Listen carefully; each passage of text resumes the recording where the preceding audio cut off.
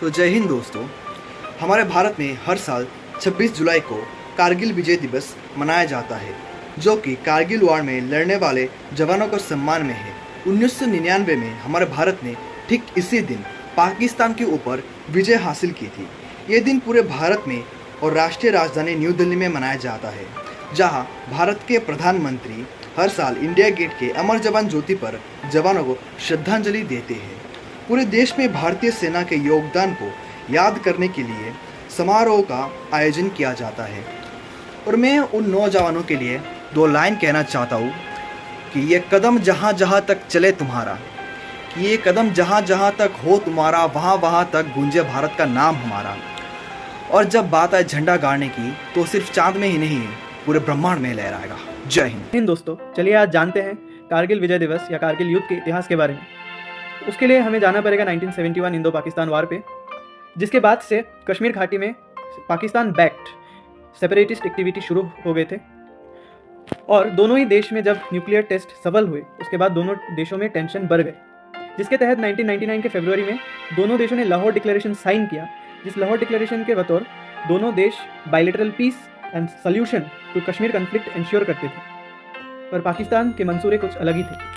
1998 और 1999 के विंटर्स पे पाकिस्तानी आर्मी और Pakistani paramilitary troops LOC cross करते हुए भारत की ज़मीन पे घुसना स्टार्ट कर दिए थे। और उनका ऑपरेशन का नाम था ऑपरेशन बद्री, जिसका एम था भारत को लद्दाख से अलग करना, कश्मीर को लद्दाख से अलग करना, जिससे कि हमारा जो आर्मी कंसोलिडेशन है सियाचिन ग्लेशियर में, वहाँ से हमारा फोर्सेस को हमको विड्रॉ करना पड़े, जिसके तहत पाकिस्तान को ये कश्मीर कन्फ्लिक्ट में और सियाचिन कन्फ्लिक्ट में नेगोशिएशन में वो एक एडवांटेजियस पोजीशन पे जा सके और कोई भी टेंशन ये कश्मीर कन्फ्लिक्ट को इंटरनेशनलाइज करने में उनको मदद मिल सके। वही ये ऑपरेशन बद्री का मेन मोटिव था।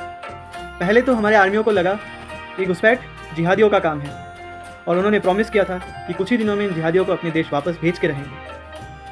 पर उनको पता चला कि इन्फिल्ट्रेशन ये जिहादियों का काम नहीं। The difference in the tactics they applied ये बात को प्रूव कर रहा था कि इन्फिल्ट्रेशन में पाकिस्तानी मिलिट्री पैरामिलिट्री ट्रूप्स का हाथ ज़रूर था। इस बात को जानते हुए हमारे देश की सरकार ने ऑपरेशन विजय लॉन्च किया, जिसके तहत 2 लाख से भी अधिक मिलिट्री ट्रूप्स, आर्मी ट्रूप्स को कश्मीर घाटी में मोबिलाइज किया गया। 130 से 200 square kilometre land area Pakistani troops के कंट्रोल में था। वो ऊपर से ये जंग लड़ रहा था और एक एडवांटेजियस सिचुएशन में रहकर हमारे देश के आर्मी के खिलाफ ये जंग चल रही थी। हमारी देश की आर्मी एक डिसएडवांटेजियस सिचुएशन में थी और जो डेथ रेशियो था वो 1:10 था। अगर उनके 1 आदमी मारे गए तो हमारे देश के 10 आर्मी मारे जाएंगे, ये था रेशियो। इस परिस्थिति में भी जो हिम्मत, जो जज्बा और जो देश प्रेम हमारे देश की आर्मी ने दिखाया है, उसको मैं नमन करता हूँ। हमारे देश की हिफाजत के लिए 527 इंडियन सोल्जर शहीद हो गए और उनके जान के बदले में हमारे देश को हिफाजत कर गए।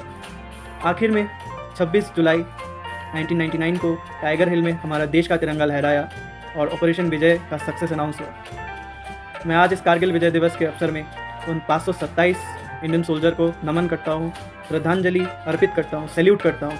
आज उन्हीं के लिए हम सब सेफ हैं।